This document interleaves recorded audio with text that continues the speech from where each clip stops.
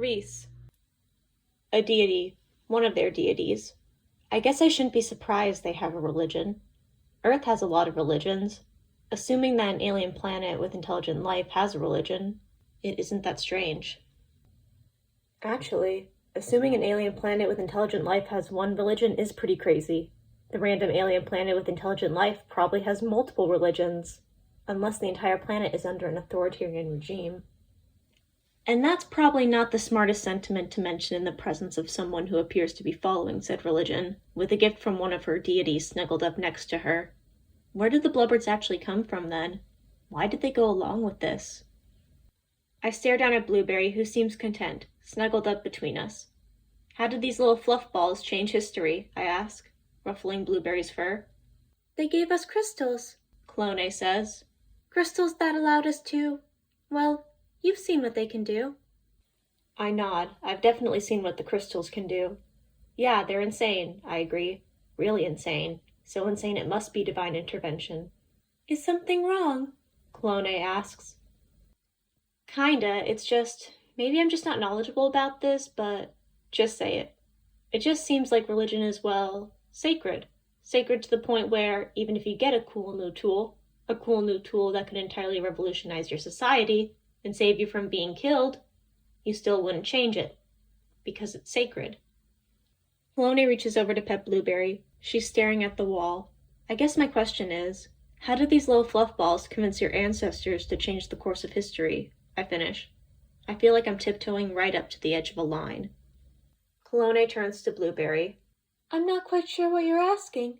They were gifts from the gods. Why wouldn't they convince us? Right. The rough patches of this acceptance were probably smoothed over in the history books, so later generations wouldn't question it. She'd have no reason to conceptualize a world where people didn't believe that. You don't believe they're actually gifts from our gods? Clone asks. She's smiling, and I'm over the line. I don't believe the seal plushie aliens are a gift from their gods, but I probably shouldn't mention that.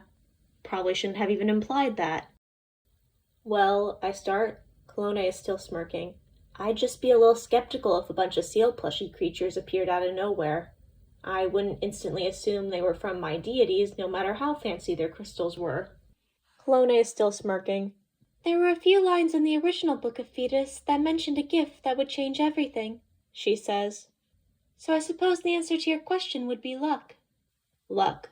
Not will of the gods or something like that. Luck. You don't believe they were gifts from your gods, I say, trying to make it sound like a question. I can't say I'm certain they're not, but I doubt it, she says. I feel like I should stop this conversation. Blueberry doesn't seem too bothered by that admission. She rolls on her back, but it seems like her only goal was to get some belly rubs. Clone gives in this time. Should you really be admitting that? I ask. No, I'd probably get in trouble if I admitted that to the people of Sheeta, she says. But not for admitting it to me? Not for admitting it to you, she agrees. I should stop this conversation. Why? I ask. I should really consider listening to myself sometime. Clone stops rubbing Blueberry's tummy. And Aria Rhea admitting that she doesn't believe the gods gave us the blubberts, a gift that changed our world so positively that one could argue it saved us. You can imagine the chaos. Clone answers. But I don't cause any chaos, I say. Clone nods. Blueberry bumps against my leg, so I start rubbing her belly. I should really go back to the crystals this time. I reach into the box and pull out a random crystal. What does this one do? I ask. Clone beams. Reese. We go through several crystals, and I'm convinced Clone seems to know everything there is to know about them, besides one thing. How have you not figured out how to recreate one? I ask. Clone's smile becomes a bit bitter. I've been asking myself that for a while now, she answers. She continues staring at the crystal she's holding, as if she can figure out how to make one if she stares at it long enough. Maybe that works. That may be how she figured out all the other bits of crystal trivia, for all I know. Does Blueberry have any insights? I ask. And Blueberry flickers.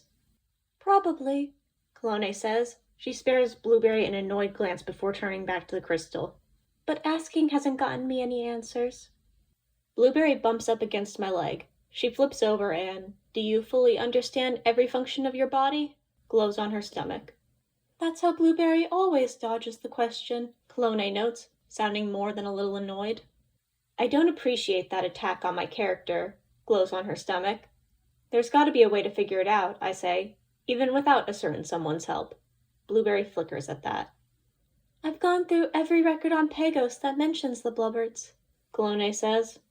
even the forbidden ones. Forbidden? I ask. Well, I shouldn't be that surprised she would do that after she admitted she doesn't believe everything she's told. Still, forbidden is a strong word. Seems a bit dangerous on a planet where a gift from your gods changed everything. Forbidden. If I had to guess why, it's because they contained notes from someone who dissected a blubbert. Or so they claimed. That actually doesn't sound that bad. If the blubbert was already dead, that is. Just blasphemous. Blueberry flickers.